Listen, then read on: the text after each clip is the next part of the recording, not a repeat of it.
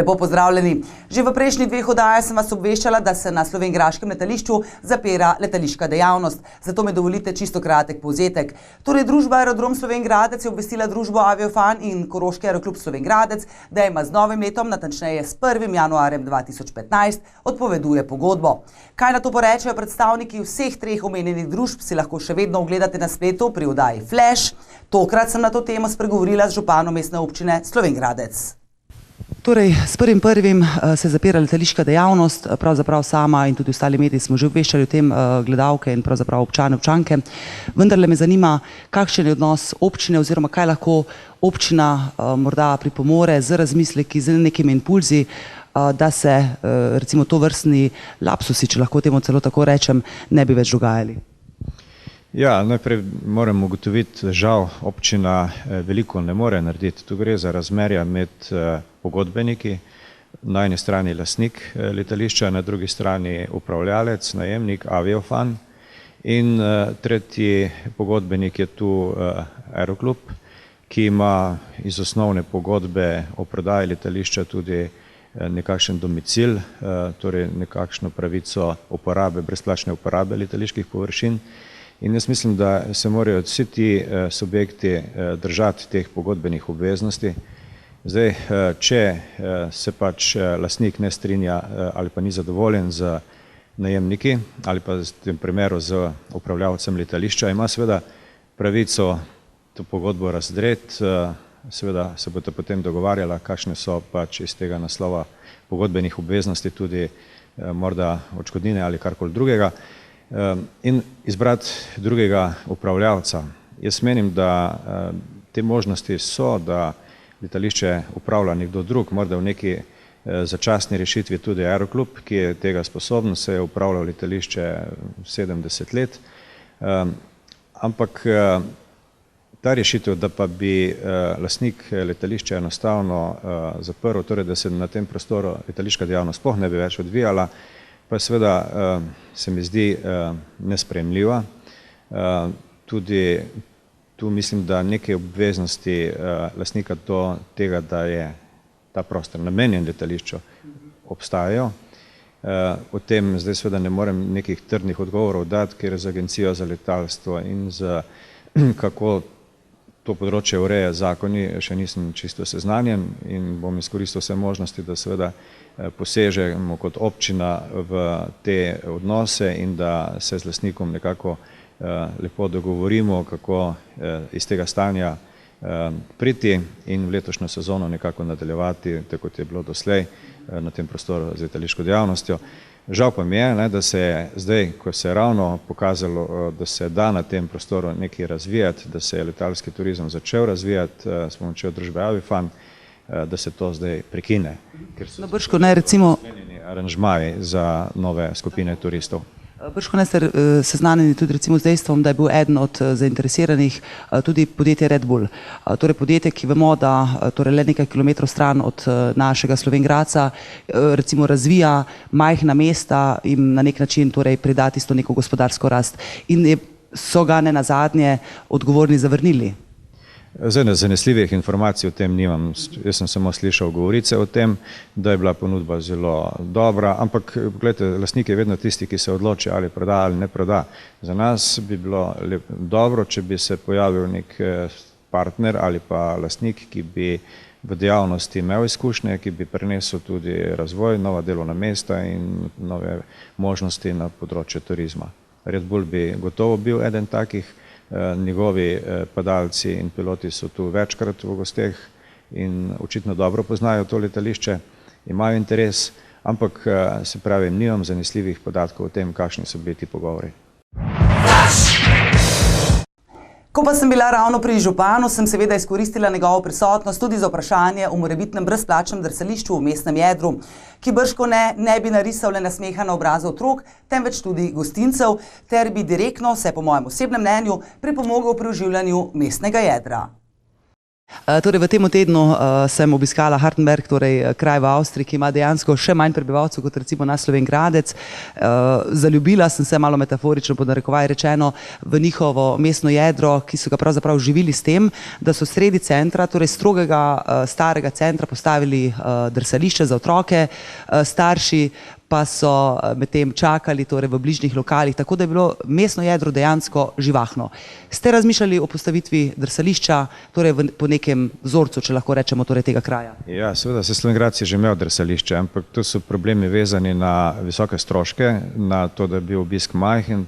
Enkrat je bilo drsališče ob športni hali, drugič pri Mercatorju. Če bi ga dali v mestno jedro, kar bi bilo najbolj primerno, da bi s tem oživili življenje v jedro, smo tu malo vezani na to, da zapremo promet, zdaj pri tem bi naleteli spet na negodovanje lastnikov lokalov in razmišljamo pa seveda še naprej o tem, vendar obstaja tudi druga rešitev, ne torej ledena plošča, ampak umetna masa, ki omogoča drsanje tudi pri temperaturah, ki so višje od, 10 stopinj. In tudi v hladnih dnevih kvaliteta drsanja je enaka kot na ledu.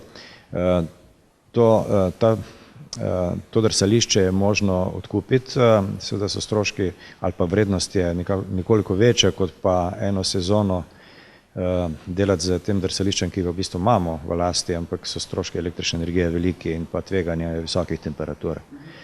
Torej odločitve ni, razmišljamo o tem. Če se vrnemo nazaj, zakaj bi bilo potrebno zapreti mestno jedro za promet? Recimo, konkretno včeraj sem videla konkreten primer, recimo pod cerkvijo, tam avtomobili dejansko ne vozijo. Ne razumem, zakaj je eno pogojeno z drugim. Ja, tam bi ga lahko namestili, ampak ta prostor potem rabimo za ta sejem, ki bo zdaj soboto se odprl. Morda bi se dalo združiti vse skupaj na istem prostoru. Poglejte, zdaj ste me malo presenetili, ampak morda se bo rešitev pokazala. Ker oživljanje mestnega jedra dojamem kot nujo, nihče namreč ne želi živeti v mestu duhov, sem v studio povabila eno od aktivnih članic Ekološkega društva Slovenj Gradec, ki skrbi, da se v našem mestu nekaj dogaja. Torej, Ekološko društvo dejansko zaradi parih aktivnih posameznikov deluje, dejansko odlično dela, tako da najprej seveda iz moje strani seveda iskrene čestitke za ves vaš entuziazem in trud. In dejansko ste zdaj s svojimi zadnjimi akcijami tudi dokazali, da je kmečka tržnica torej tisto, kar ne nazadnje Slovenj Gradec tudi potrebuje. Ja, Ekološko društvo se je kmečki tržnici priključilo po naključju in sicer nas je socialno podjetje Sloko in mestna občina Slovenj Gradec prosilo, če bi hoteli sodelovati tako, da bi pač privabili čim več ljudi. Mi smo to resno vzeli in od septembra zelo redno sodelujemo na vseh tržnicah kmečkih. Potreba po tržnici torej opažate verjetno tudi sami, da je? Ne vemo še, zdaj 3 mesece smo imeli testno tržnico, testirali bomo še malo naprej, ker pač je v načrtu, da ne bi se obnovila. Je pa treba zelo veliko energije vložiti, da se v ljudeh čisto malo premakne v glavah, da je vsa hrana tam boljša kot tista v maksimarketih in supermarketih. Kako torej doseči to, da se ljudem nekaj malo premakne v glavi, če navajam vas torej dobesedno? Ja, ogromno energije je potrebno, potem je pa potrebna poleg vse kvalitetne ponudbe, zelo veliko animacije. Jaz mislim, da predvsem, da zanimiramo otroke in starše skupaj, da pač se bo otrokom to zdelo nekaj normalnega, ko bojo sami postali potrošniki. Torej, da odidejo na tržnico in seveda tam kupijo torej neko ekološko pridelano hrano. Seveda. Najbolj bistveno pri vsem skupaj pa je, da bi nekako naša regija skupaj stopila, pomagala vsem, ki se trudijo, da bi denar ostajal pri nas in da bi z našim denarjem tudi naprej lahko kaj boljšega ponudili našim občanom.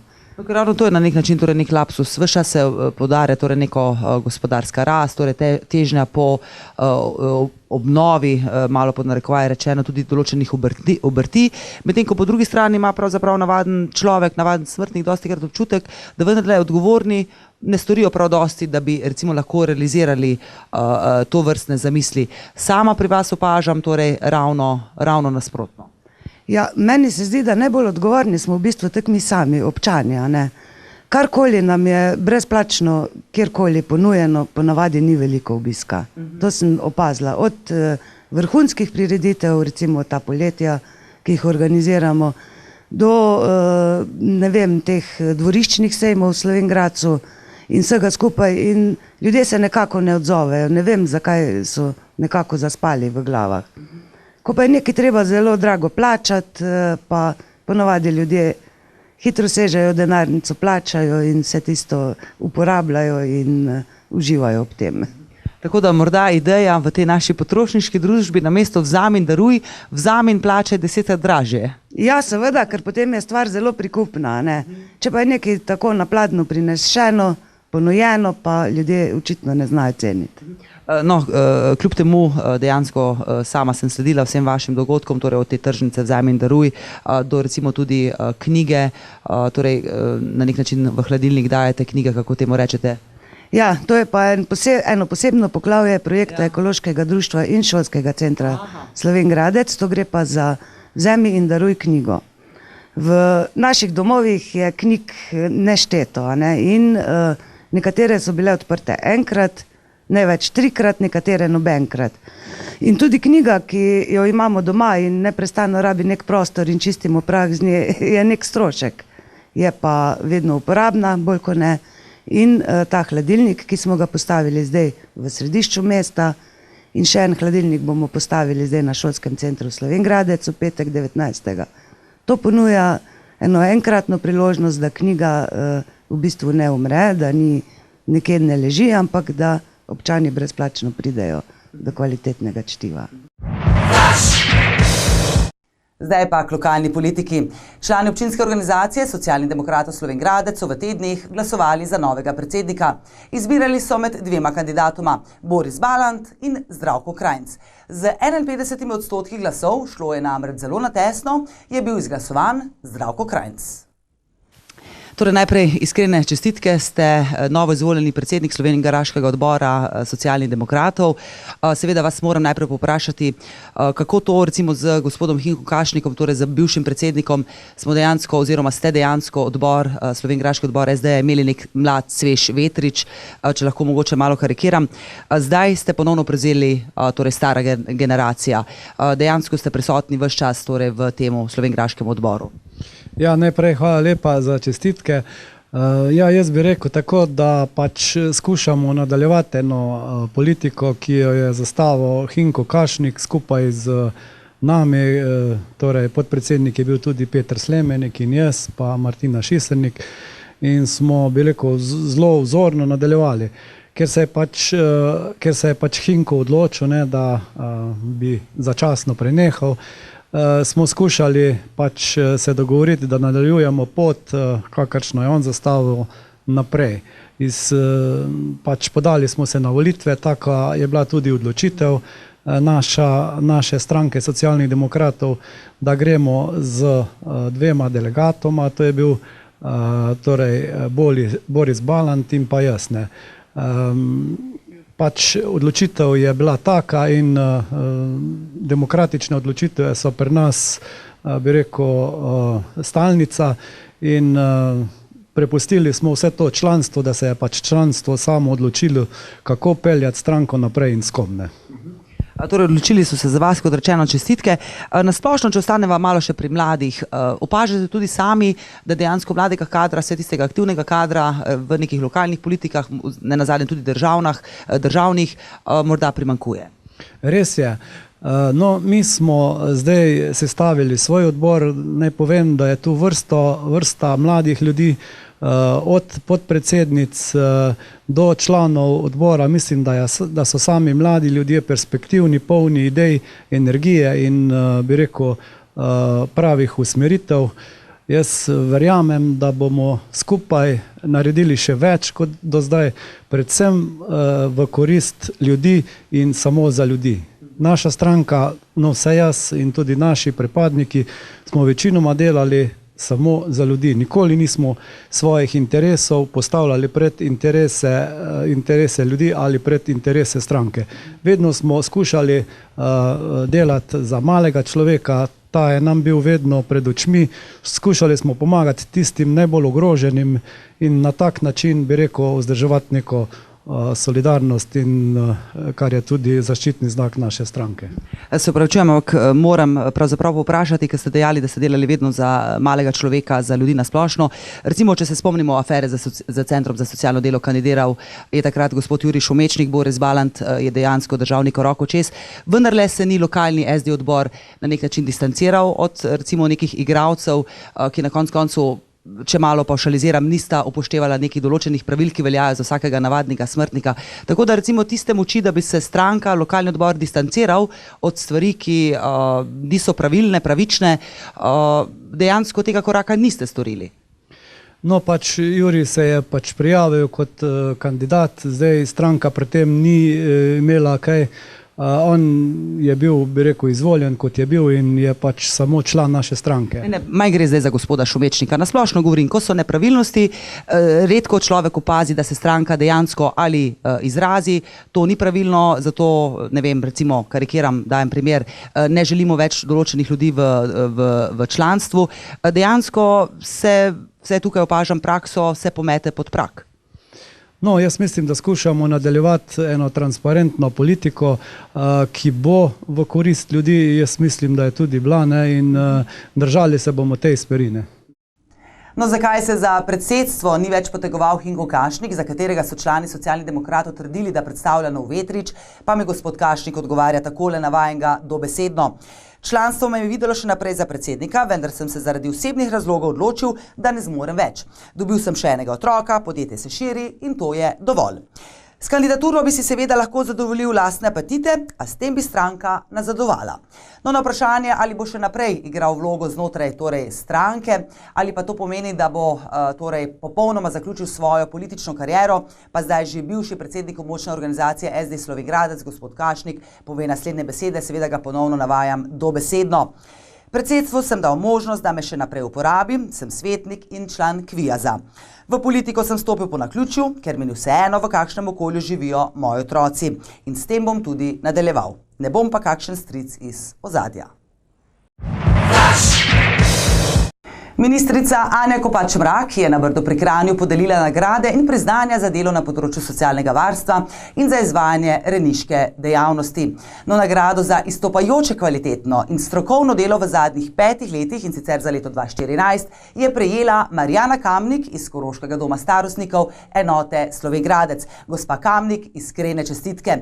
No, naj povem le še to, preden seveda predam besedo gospe Kamnikovi, da je ravno Marjana Kamnik ustanovila prvo skupino za samopomoč v domu, uvedla projekt sodelovanja z institucijami, sodelovala pri ustanavljanju aktiva socialnih delavcev domov in ne nazadnje sodelovala tudi pri oblikovanju pravilnika o socialno-varstvenih storitvah. Ministrica je torej podelila priznanja in nagrade za delo na področju socialnega varstva. Najprej seveda iskrene čestitke, vi ste prejeli tisto ta glavno nagrado, konkretno torej za izstopajoče kvalitetno in strokovno delo v zadnjih 5 letih. Torej najprej seveda iskrene čestitke. Ko sem se pripravljala na najin pogovor, sem bila pravzaprav iskreno rečeno presenečena. Prebrala sem, da ste ustanovili prenekatero skupino, prenekatero aktivnost, prenekateri projekt, ne nazadnje celo sodelovali pri oblikovanju pravilnika o socialno-varstvenih storitvah. Kje iščete torej to svojo kreativnost? Najprej hvala za čestitke. Jaz moram povedati, da smo dva v Sloveniji prijela to nagrado za izstopajoče strokovno delo na področju socialnega varstva in sicer tudi kolega iz Centra socialno delo iz Novega mesta.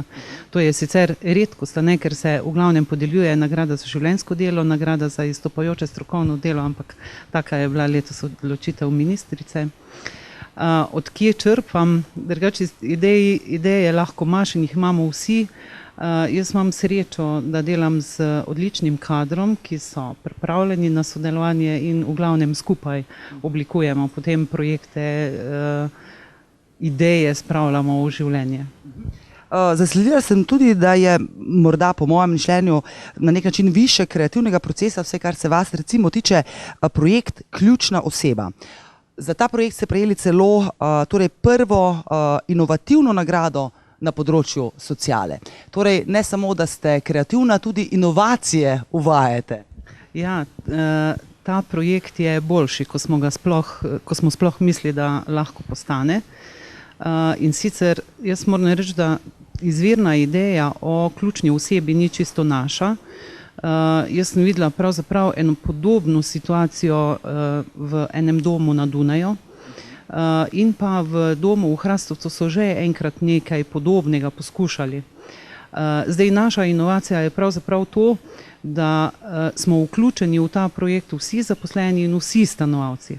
In jaz moram reči, da zdaj po letu pa pol, odkar delamo to ključno osebo, so res rezultati boljši, kot smo jih pričakovali, in sem zelo vesela seveda tega, da smo mi to začeli, da so bili stanovalci pripravljeni, da so bili pripravljeni seveda vsi zaposleni tudi to sprejeti.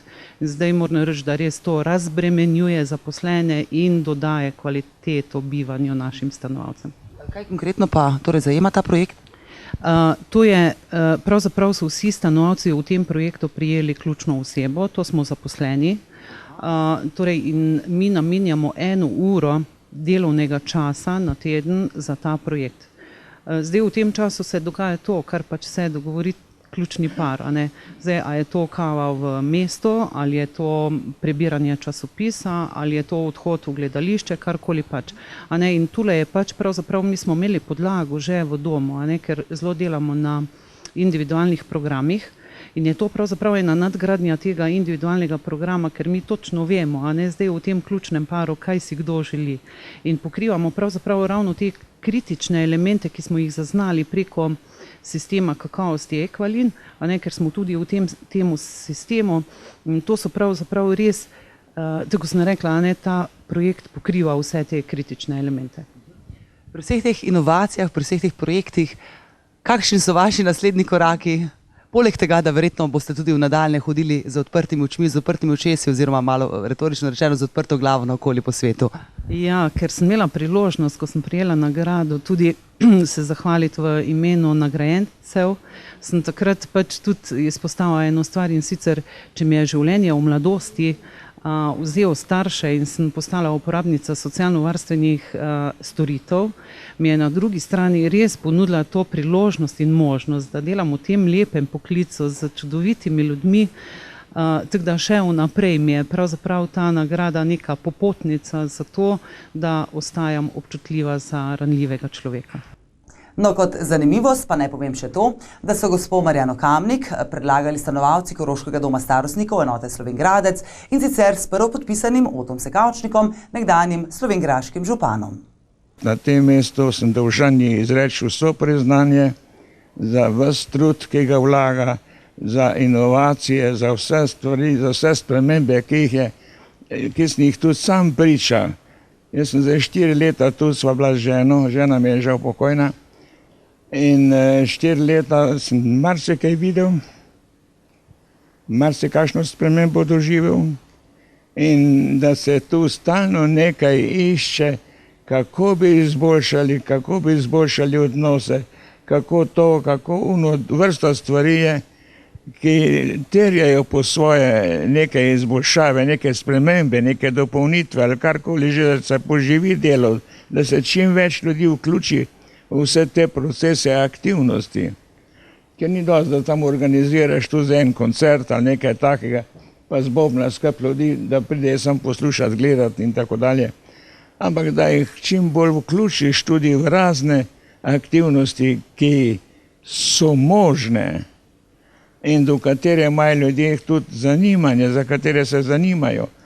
No in tu smo mi naredili res en zelo velik korak. Za konec pa še k tabornikom oziroma k rodu Severni kurir Slovenj Gradec, ki je medse sprejel nove člane, v mestnem jedru pa organiziral Stolnico upanja. Mi obstajamo že 50 let, več kot 50 let v bistvu. Leta 1960 je bil naš rod ustanovljen, torej društvo tabornikov na Koroškem. Tako da imamo že kar bogato zgodovino, veliko akcije že za nami, veliko mladih smo že dali skozi, če lahko tako rečemo. Koliko pa je dejansko recimo članov v tem trenutku? Zdaj letos imamo ful upisa, sploh prvih razredov, tudi vrtec imamo tule, Tako da beležimo 60 aktivnih članov, imamo pa še rečemo support, torej podporno ekipo, ko so pa, ne vem, starejši, torej, ne vem, ti, ko so že zaposleni, ne. Tako da lahko računamo tudi 100, ne. Samo teh aktivnih, pa da je otrok, je pa res ogromno letos, tako da 60 ziher. Ko malo opazujem, vidim različne rutke, tudi različne nazive sem slišala od, moram prav prebrati, torej vodniki, načelnica, starešina. Kaj pravzaprav to pomeni, po čem se pravzaprav ločiti, zakaj je nekdo načelnik, zakaj je nekdo starešina oziroma vodnik?